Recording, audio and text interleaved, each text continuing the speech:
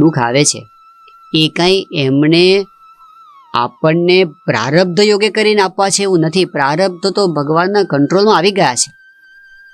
ભક્ત થયા એના માટે પ્રારબ્ધ પણ ભગવાનની ઈચ્છા અનુસાર બની જાય છે. પછી તો મહારાજે અંત્યના 13મા વચરામાં કીધું કે આપણે જ્યારે તન મન ધન અર્પણ કર્યું, ભગવાનની ઈચ્છા આપણું પ્રારબ્ધ છે.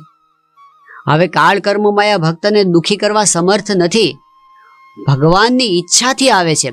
એટલે મહારાજે ભક્તની રીતે આગળ બતાવી છે.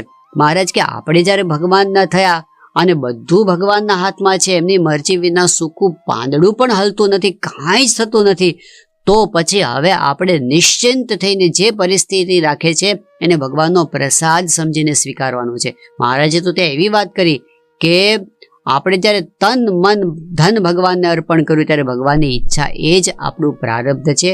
માટે ભગવાન કષ્ટ આપે